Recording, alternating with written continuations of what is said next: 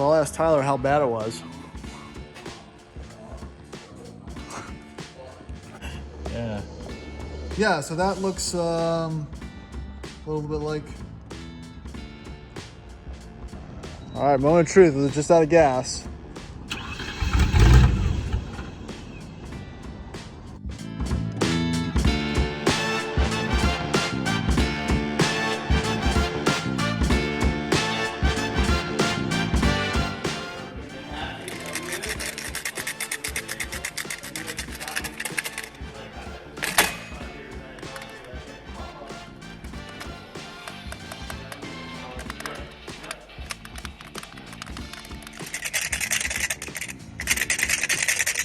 Flakes and chunks, right? We're talking chunks. Oh yeah, I didn't see that. Yeah, no, that's a slightly different variation than what we saw previously.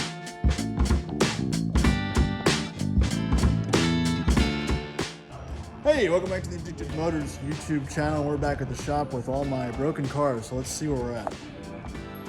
All right, so here is my D1 that I've really never driven. If you haven't watched the video,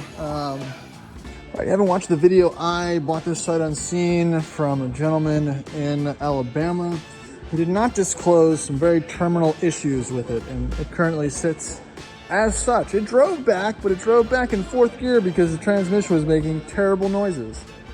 So if you can't tell, there's some bits that are removed, and let's check up under here. And nope, yep, there's some stuff missing, and that's probably not a bad thing. Well, it's a bad thing for my wallet. I feel like Hoovy at the Wizards Garage with all these awesome, sweet cars that aren't mine. And I've got some turds on the lift. So I'll ask Tyler how bad it was. Not too bad. Not too bad. These are easy to work on. Yeah. Just nuts and bolts, right? Just nuts and bolts. Well, all the nuts and bolts are all kind of spread out all over the place. And over there, we'll take a look at what the drivetrain looks like. Well, minus the motor.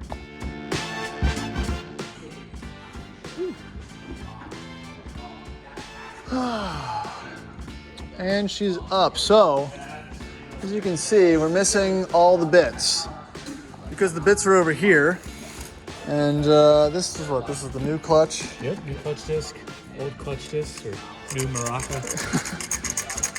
That's probably not supposed to make those noises. So this was a fun, I think this was Atlantic British or something. A couple $100 for a new clutch, but I think that might have been the majority of the noise. I'll drop a picture to show how much sediment was in the drain pan of the, the drain plug of the transmission itself. It was disgusting. It was probably a good inch or so of metal debris.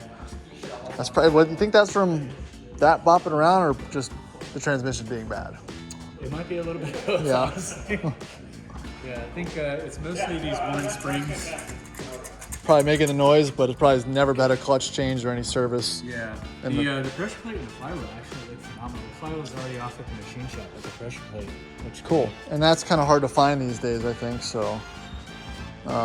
It's better news. Actually, this transfer case looks not old. Yeah, that's not original, or at least not untouched. It just has a lot less, oh look, here's the linkages.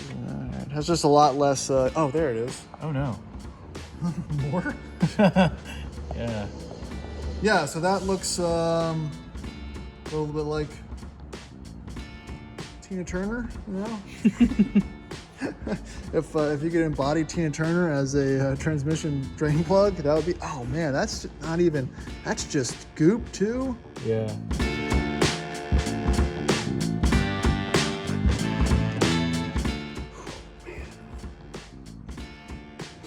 Looks like I dipped my finger in anti-seize. Seriously, I even checked the fluid and it looked red. Maybe I grabbed the wrong, man.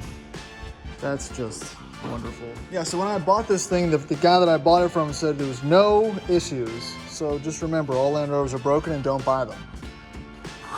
And look, there is my floor repairs, which I can now probably coat so I have less of an issue. But yeah, I mean, it's just, it is not as rusty. It looks bad, right? But it's not as bad as it looks, as it sits right here. Tom was just telling me, and I bought one of the flex discs for one of these because I had to replace it on some of my other ones. but the 94, 95s did not have it. It only occurred, upgraded, downgraded, however you want to call it, in the 96s, 97s. So the beauty of this is we can put a new rear main seal on it. The new transmission that I've got in a box will go in, and it'll help seal a lot of these leaks up. The power steering fluid leak is still insane. It's massive. It's coated everything. I'm pretty sure both the diffs are leaking too, a little bit from the pinion seals. I probably won't do anything about that right now. So it's just, there's a lot to do. It also needs to be clean. It's just really dirty under here. But it definitely gives me a good insight into where the truck's at, you know, because like I said, it runs fine, so that's not my issue. It just needs, you know, some loving, which I'm doing in the form of lots of money. It's not over yet. Here is my exhaust. I looked over and I was like, man, that looks like a Rover exhaust.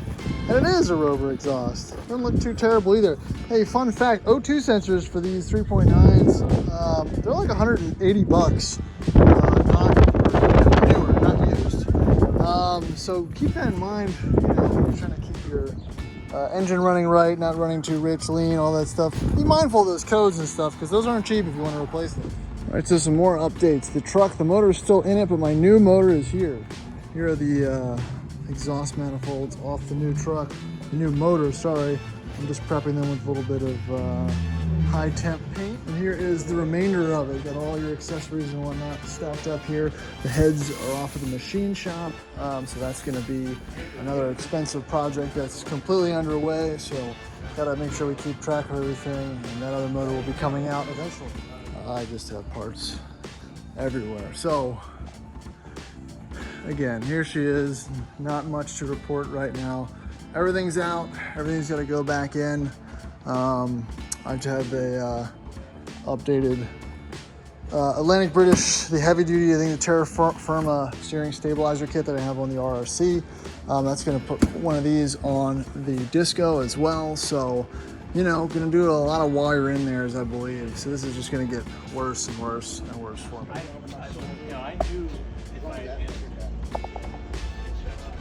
Again, a lot of progress going on, a lot of money being spent.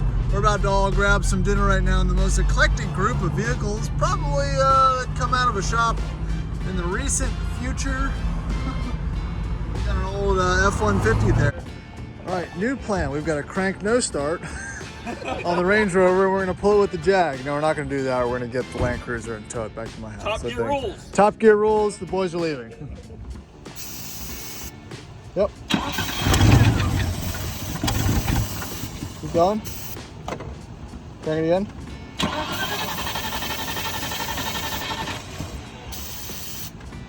There we go.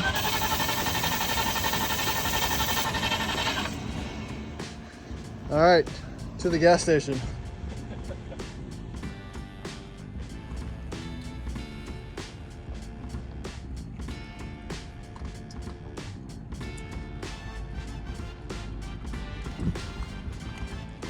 Oops.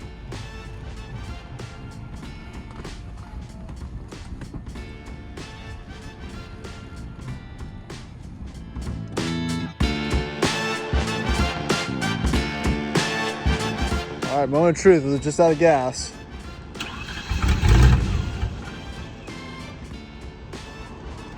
That almost seems like a clogged fuel issue. Woo! We have a running Rover. So I think what happened was something got real funky with the inertia switch, and it was up. We pushed it down, and now we're running. It's always the inertia switch for some reason. I don't know. So I hotwired mine together so it wouldn't have this issue. So hopefully that's gonna be the end of those issues. And that's why I love these trucks, because it's always something, and you just have to know what the issue is or have experienced the issue before. I've experienced that exact issue before, so it's not too hard to diag. Again, it was running, and then it wasn't running. Can only be a few things that ran through all the fuel pump, or the fuel pump relay, the EFI relay, some of the other ones in the truck. It wasn't that. We heard the fuel pump, put gas in it, all the small things. So again, that rollover cut-off fuel switch can be a culprit, you know? So remember that when you're doing some diag. So I'm gonna give him, follow him most of the way home. Hopefully he makes it, and I think that'll be the end of the video. So the good. This looks good. Back in the machine shop. Looks pretty. What do you want to see? And the bad. The bushings in this, this was Rover's North. Still probably terra firma, I'm assuming. Bushes in this aren't being very cooperative. It doesn't seem to be oversized for what it is. I didn't read anywhere that said that you needed to get different bushings, but yeah. Fun stuff.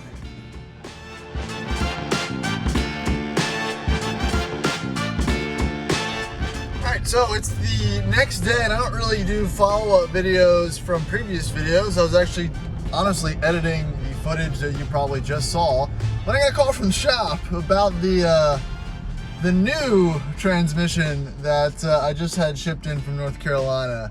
And apparently it's not great. So we're gonna go check that out. All right, happy days. Here is the new old transmission. There's all your markings on the side, both from similar year trucks. But this one did not have just schmoo attached to the magnetic drain plug. It had flakes and chunks, right? We're talking chunks. Oh yeah, I didn't see that. Yeah, no, that's a slightly different variation than what we saw previously. There's something wonderful about the art that is mechanical failures. So we're gonna probably go with transmission 1, which I realize is already apart. So it's probably gonna go back together and then reinstalled in there. So, you know, it's always a fun game of fuck around and find out.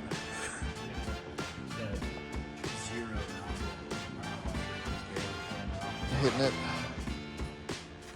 So yeah, into the guts. Transmission fun. I don't really have a whole lot else to say about all this, but again, apparently all Discos are manual and they're all broken. So if you buy one, just remember that most Land Rover folks don't service the manual transmissions on their trucks because they were primarily trail trucks, which is probably why most of them have survived, because they've just been left out in the woods and all of a sudden people want them again. So that is great news, I guess. Not really. I think that just solidifies that, again, the original transmission was shifting fine. I'm just going to go ahead and assume, because I don't want to rebuild it, that noise that we were hearing was the clutch springs in there just rattling around because they were completely shot. So another thing I'd like to do probably one day is clean this frame. There's just years and years of this Georgia schmoo baked on here.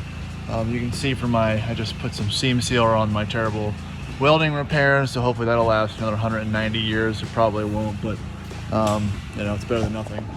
There's some other little things we found was the shock bushings were, well, shocked and shot, which is crazy because I have this Old Man Emu suspension on here from the 90s. It's the same kit that was on my Classic, and you know, it's the components wear out before the actual shocks do, because it's still, you know, in very good condition as far as, you know, being shocks. They still work, they're not shot. So probably gonna add some bushings here.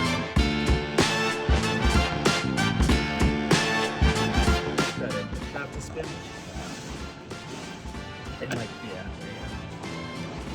I'm really disappointed there's no shaft to hole jokes going on here.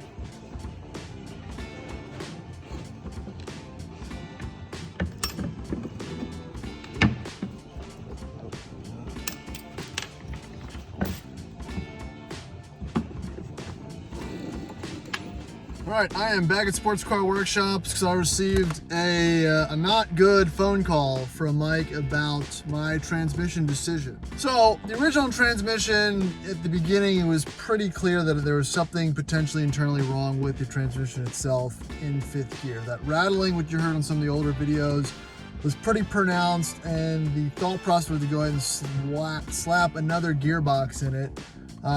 Because I found one, and unfortunately the one I found wasn't a good one. It was also, when we pulled the drain plug, it was full of chunks, which, you know, it's not unusual for a 150,000 mile transmission to have stuff like that, but You know, the spring noise we found also in the old clutch kind of led us to believe that that could be the issue as well. As Tyler walks by smiling, but not a good smile.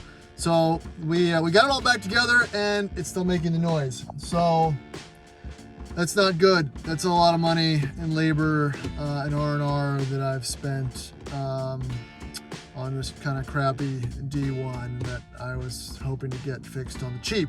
Again, all pretty unfortunate.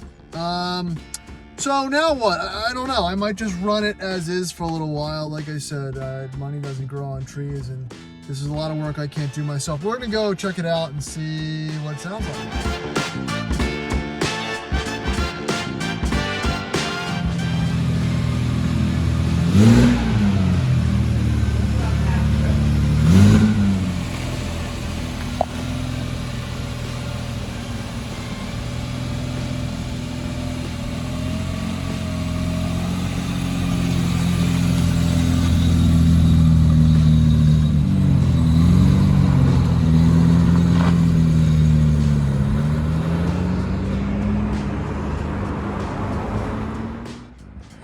All right, so here's where we're at. I haven't started it yet, but it looks exactly the same, guys, and that's kind of the bummer of this whole thing. And you know, it's a lesson for me that you can do it the cheap way, you can do it the right way, or you can do it my way.